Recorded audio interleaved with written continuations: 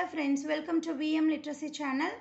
இன்னைக்கு இந்த வீடியோல 6th standard maths term 2 exercise 3.1ல 11th sum பார்க்கலாம்.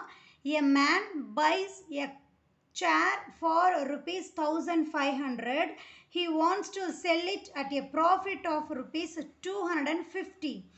After making a discount of rupees 100, what is the MP of the chair? இங்கே ஒரு man வந்து சேர் 1500 ருபீஸ்க்கு வாங்குறாரு. அவர் சேல் பண்ணும்போது அந்த சேருக்கு அவருக்கு ப்ராஃபிட் 250 ருபீஸ் அவருக்கு கிடச்சிருக்கு. ஓகேவா? தென் அந்த சேருக்கான அமௌண்ட் வந்து அதாவது லேபிள் அமௌண்ட்டை விட 100 ருபீஸ் அவர் ரெடியூஸ் பண்ணியிருக்காரு, டிஸ்கவுண்ட் கொடுத்துருக்காரு.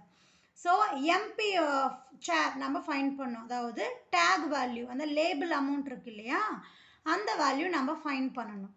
ஓகேவா?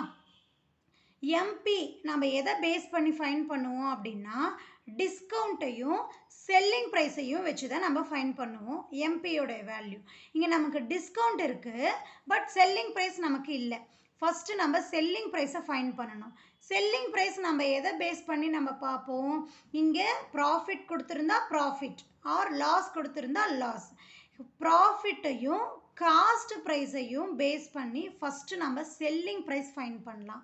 தென் செல்லிங் ப்ரைஸ் ஃபைன் பண்ணதை வச்சு டிஸ்கவுண்ட்டோடு சேர்ந்து எம்பியோடைய வேல்யூ கண்டுபிடிச்சிடலாம். ஓகே, ஃபஸ்ட்டு கிவன் இன்ஃபர்மேஷன்லாம் எடுத்து எழுதிக்கலாம். Cost price of the chair rupees 1500, profit வந்து 250 ருபீஸ், டிஸ்கவுண்ட் வந்து 100 ருபீஸ். ஸோ இங்கே நம்ம ப்ராஃபிட்டை பேஸ் பண்ணி செல்லிங் ப்ரைஸ் ஃபைன் பண்ண போகிறோம். ப்ராஃபிட் நமக்கு எப்படி கிடைக்கும்? நம்ம வாங்கின விலையை விட சேல் பண்ண விலை வந்து நமக்கு ஜாஸ்தியாக இருந்தால் தான் நமக்கு ப்ராஃபிட் இல்லையா? ஸோ இங்கே நமக்கு செல்லிங் ப்ரைஸ் தான் எக்ஸஸாக இருக்கும். ஸோ செல்லிங் ப்ரைஸ்லேருந்து தான் காஸ்ட் ப்ரைஸை நம்ம மைனஸ் பண்ணோம்னா நமக்கு ப்ராஃபிட் கிடைக்கும். ஓகே, ஸோ அந்த ஃபார்மேட் தான் இங்கே நம்ம எழுதியிருக்கோம். P is equal to selling price minus cost price. இங்கே ப்ராஃபிட் வந்து 250, செல்லிங் ப்ரைஸ் நாம் ஃபைன் பண்ண வேண்டியது மைனஸ் காஸ்ட் ப்ரைஸ் 1500. ஓகேவா?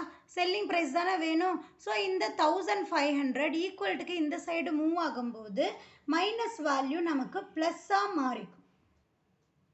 ஓகேவா?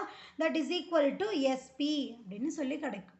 ஸோ இப்போ இந்த ரெண்டு வேல்யூ நம்ம ஆட் பண்ணுறோம். 1500யும் 250யும் ஆட் பண்ணோம்னா 1750 ருபீஸ் அப்படின்னு கிடைக்கும். இது வந்து நமக்கு எஸ்பி, அதாவது செல்லிங் ப்ரைஸ் ஆஃப் த சேர். நம்ம என்ன வேல்யூ ஃபைன் பண்ணணும்?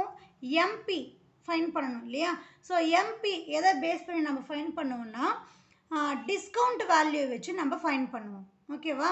இப்போது டிஸ்கவுண்ட்டுக்கான என்ன formula? D is equal to MP minus SP. இதுதான் நமக்கு டிஸ்கவுண்ட்டுக்கான ஃபார்முலா. டிஸ்கவுண்ட் நம்ம எப்படி ஃபைன் பண்ணுவோம்னா டேக் ப்ரைஸ்லேருந்து எவ்வளோ சேல் பண்ணியிருக்காங்களோ அதை ரெண்டையும் ரெடியூஸ் பண்ணும்போது தான் டிஸ்கவுண்ட் எவ்வளோ கொடுத்துருக்காங்க அப்படின்னு நமக்கு தெரியும்.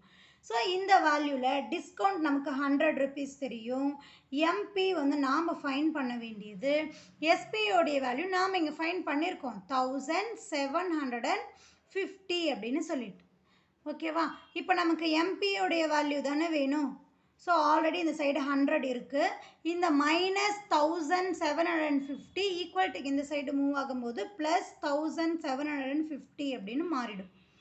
ஓகேவா? இப்போ இந்த ரெண்டு வேல்யூவை ஆட் பண்ணும்போது 1850 அப்படின்னு சொல்லி கிடைக்கும்.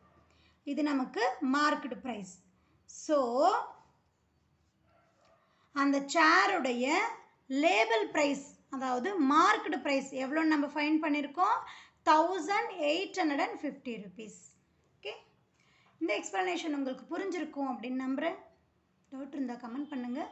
மறக்காமல் VM லிட்ரஸி சேனலுக்கு சப்ஸ்கிரைப் பண்ணிக்கோங்க. தேங்க்யூ ஃபார் வாட்சிங்.